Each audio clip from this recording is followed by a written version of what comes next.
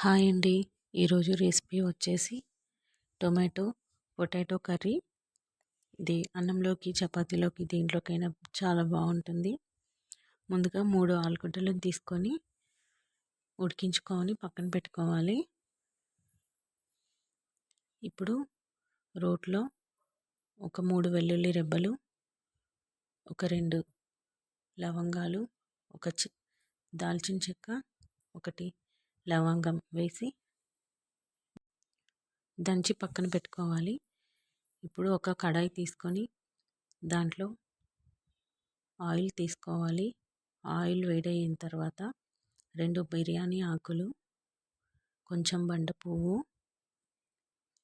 ఒక 2 పచ్చిమిర్చి వేస్తున్నాను.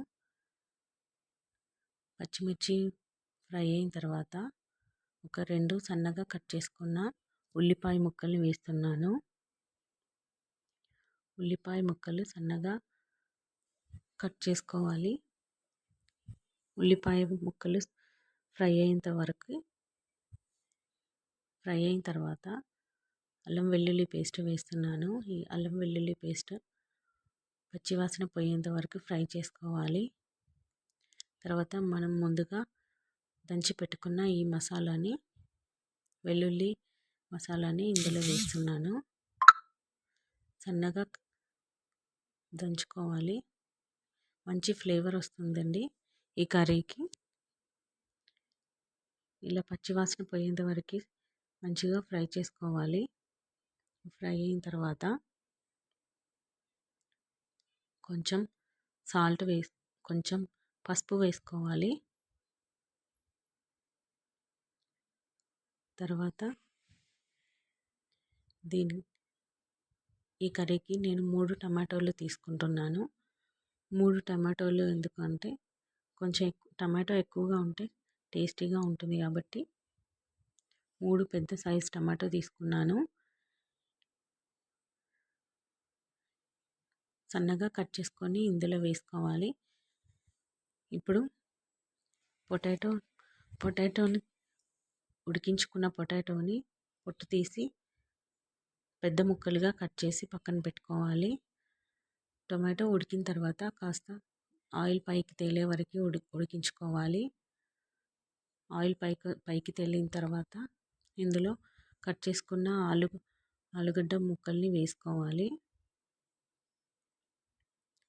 తర్వాత ఇందులోనే కర్రీకి సరిపడా కారం, ఇంకా రుచికి సరిపడా సాల్ట్ వేసుకోవాలి.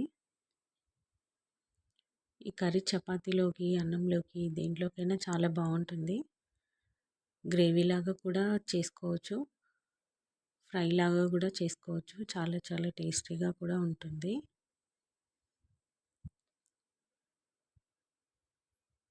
తర్వాత కొంచెం వాటర్ వేసుకొని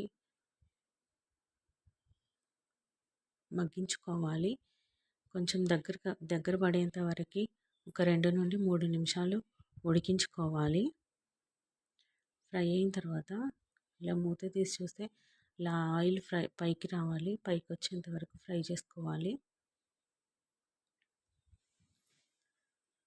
మరీ దగ్గర కాకుండా కొంచెం వాటర్ వేసుకుంటే కొంచెం గ్రేవీ లాగా కూడా ఉంటుందండి. కొంచెం వాటర్ వేసుకొని